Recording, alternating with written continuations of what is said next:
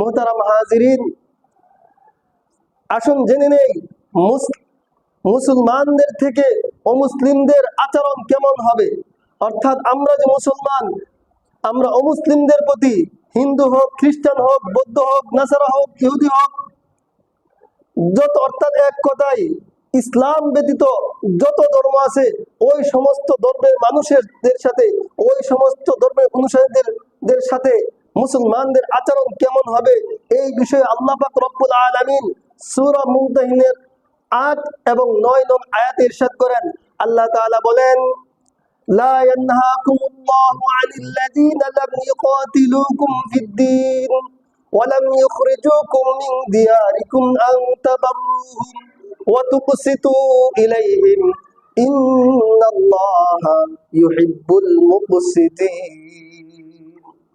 আল্লাহ বলেন, লা ইয়ানহাকুমুল্লাহু আনিল্লাযীনা, তোমরা তাদের সাথে খারাপ আচরণ করতে পারবে না যারা অমুসলিম, যারা ইসলাম ধর্ম মানে না, তাদের সাথে তোমরা কখনোই খারাপ আচরণ করতে পারবে না। আল্লাহ তাআলা নিষেধ করে দিয়েছেন, মিন দিয়ারিকুম লা ইয়ানহাকুমুল্লাহু আনিল্লাযীনা লাম ইউকাতিলুকুম, যতক্ষণ না তারা তোমাদের ইসলামকে নিয়ে যুদ্ধ করেছে, তোমাদের বিরুদ্ধে যুদ্ধ সৃষ্টি করেছে, ততক্ষণ পর্যন্ত তোমরা তাদের বিরুদ্ধাচরণ করতে পারবে না, তাদের সাথে মারামারি, তাদেরকে হটাও খেদাও আন্দোলন করতে পারবে না। মিন দিয়ারিকুম, এবং তোমাদের ঘর বাড়ি থেকে বহিষ্কার করে যে না দেয়, ততক্ষণ পর্যন্ত তোমরা তাদের সাথে খারাপ আচরণ করতে পারবে না। আন তাবাররুহুম, তাদের সাথে সদাচরণ করতে হবে। ওয়া তুকসিতু ইলাইহিম, তাদের সাথে ইনসাফপূর্ণ কথা বলতে হবে। বলেন সুবহানাল্লাহ।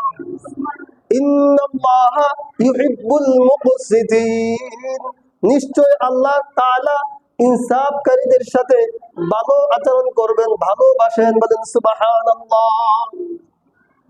তাহলে আমরা এই কথা থেকে জানতে পারলাম বা শিক্ষা গ্রহণ করতে পারলাম, একজন অমুসলিম সে যতই খারাপ হোক, সে আল্লাহকে মানে না, নবীকে মানে না, অর্থাৎ অমুসলিম তো মুসলিমই, তার সাথে কখনো খারাপ আচরণ করতে পারবো না যতক্ষণ না পর্যন্ত সে আমার জন্য, আমাদের সাথে, আমাদের ধর্ম নিয়ে যুদ্ধ বিগ্রহ লিপ্ত না হয়, অথবা আমাদের ঘর বাড়ি, আমাদের জায়গা জমি সে জোর দখল যদি না করে, ততক্ষণ পর্যন্ত আমরা তাদের সাথে খারাপ আচরণ করতে পারবো না।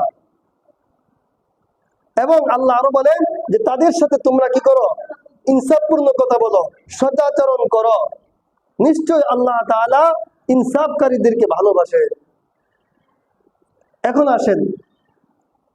মুসলমানদের অন্য ধর্মাবলম্বী যারা আছে তাদের উপাস্যদের সাথে এবং তাদের উপাসনাদের সাথে কেমন আচরণ করতে হবে, এই বিষয়ে আল্লাহ পাক রব্বুল আলামিন অন্যত্র ইরশাদ করেন, ওয়ালা তাসুব্বুল্লাযীনা ইয়াদউনা মিন দুনিল্লাহ ফায়াসুব্বুল্লাহা আদওয়াম বিগাইরি ইলম। সূরা আনআম 108 নম্বর আয়াতে আল্লাহ বলেন, ওয়ালা তাসুব্বুল্লাযীনা ইয়াদউনা মিন দুনিল্লাহ ফায়াসুব্বুল্লাহা আদওয়াম বিগাইরি ইলম। তোমরা, আল্লাহ তাআলা মুসলমানদেরকে লক্ষ্য করে বলেন যে তোমরা তাদের, আল্লাহ ছাড়া যাদেরকে তারা ডাকে তাদেরকে তোমরা গালমন্দ করিও না, খারাপ ভাষায় কথা বলিও না। অর্থাৎ তাদের উপাস্য, অর্থাৎ তারা কি করে, 33 কোটি দেবতা মানে, মূর্তি মানে, আমরা এই মূর্তিকে গালাজ করতে পারবো না। যদি করো ফায়াসুব্বুল্লাহা আদওয়াম বিগাইরি ইলম, যদি তোমরা তাদের উপাস্যকে, তারা যার ইবাদত করে, আল্লাহ ছাড়া তারা যার ইবাদত করে, তাদেরকে যদি তোমরা গালমন্দ করো, তাহলে অজ্ঞতাবশত ফায়াসুব্বুল্লাহা, অজ্ঞতাবশত আদওয়াম বিগাইরি, যে ফায়াসুব্বুল্লাহা আদওয়াম বিগাইরি, তারা অজ্ঞতাবশত আল্লাহকে গালি দিবে। বলেন নাউজুবিল্লাহ। এটাই তো সাধারণ বিষয়। আপনি যদি আমাকে গালি দেন, আমার যদি ওরকম বুঝ না থাকে, আমি কি করি, পরবর্তী আপনাকে গালি দিয়ে দিই, ঠিক না? কিন্তু যারা ভালো মানুষ, যারা বুঝমান, বিবেক সম্পন্ন, পরিপূর্ণ বিবেক যার রয়েছে, সে কখনো একজন গালি দিলে সে তাকে বোঝাবে, সে গালি দিবে না, ঠিক না?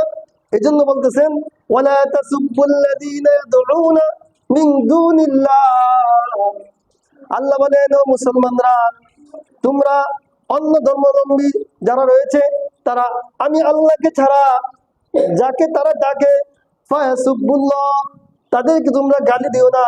ফায়াসুবুল্লাহ, যদি তোমরা গালি দাও আদওয়াম বিগাইরি ইলম, তাহলে তারা আমি আল্লাহকে অজ্ঞতা অবশত গালি দিবে, অর্থাৎ তোমাদের মাবুদকে তারা গালি দিবে। এটা কখনো করা যাবে না।